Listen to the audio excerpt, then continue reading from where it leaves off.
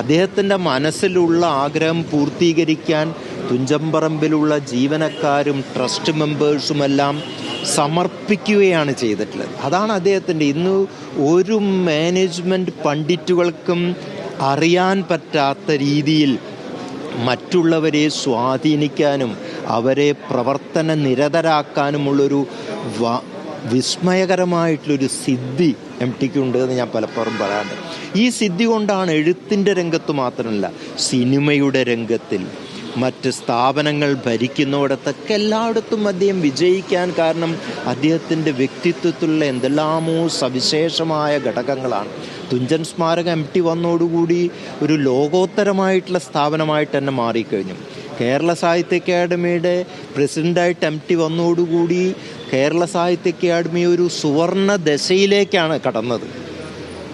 സത്യം പറയുകയാണെങ്കിൽ കേന്ദ്ര സാഹിത്യ അക്കാദമിക്ക് ആ സുഹൃതം നഷ്ടപ്പെട്ടു. 5 വോട്ടിനധികം തോറ്റുപോയി. പക്ഷേ ആ തോൽവി വിജയത്തേക്കാൾ വലിയ വിജയമായിരുന്നു. എങ്ങനെയാണ് ഒരു എഴുത്തുകാരൻ ആത്മാഭിമാനം പണയപ്പെടാതെ ഒരു മത്സര രംഗത്ത് നിൽക്കേണ്ടത് എന്നതിൻ്റെ മാതൃകയാണ് അദ്ദേഹം കാണിച്ചത്. എഴുത്തുകാരോട് വേറെ നിലയ്ക്ക് അനാവശ്യമായിട്ടുള്ള സ്വാധീനം നടത്തി വോട്ട് നേടാനൊന്നും പോയിട്ടില്ല.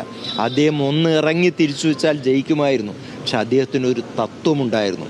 എഴുത്തുകാരെ സ്ഥാപനത്തിന് വേണ്ടി നിൽക്കുമ്പോൾ അവർ കണ്ടറിഞ്ഞ് ചെയ്യട്ടെ, അല്ലാതെ മറ്റ് രാഷ്ട്രീയ പാർട്ടിയുടെ ഒരു തെരഞ്ഞെടുപ്പ് പോലെ അല്ല ഇത് എന്ന എഴുത്തുകാരൻ്റെ അന്തസ്സ് ഉയർത്തിപ്പിടിച്ചുകൊണ്ട് അദ്ദേഹം കേന്ദ്ര സാഹിത്യ അക്കാദമി പ്രസിഡന്റ് ഇലക്ഷനിൽ തോറ്റാലും അത് എഴുത്തുകാരൻ്റെ വ്യക്തിത്വത്തിൻ്റെ വലിയൊരു മഹാവിജയമായിട്ടാണ് കലാശിച്ചിട്ടുള്ളത്.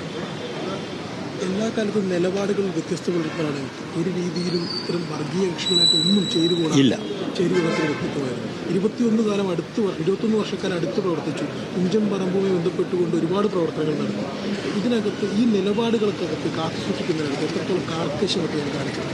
അദ്ദേഹം മൗലികമായിട്ടുള്ള കാര്യങ്ങളിലൊന്നും ഒരു വിട്ടുവീഴ്ചയും അദ്ദേഹം ചെയ്യാൻ തയ്യാറില്ല.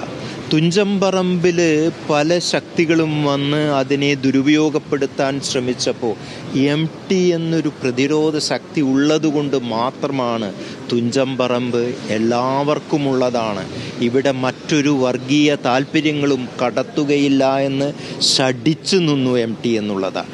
അതിൻ്റെ പേരിൽ അദ്ദേഹത്തിനെതിരായിട്ട് തെളിഞ്ഞും ഒളിഞ്ഞും എന്തെല്ലാം അക്രമങ്ങളുണ്ടായി. പക്ഷേ അതിനൊന്നും കൂസാതെ അദ്ദേഹം നിന്നു. K P Ramanunni M T Vasudevan നായരെ അനുസ്മരിക്കുകയായിരുന്നു.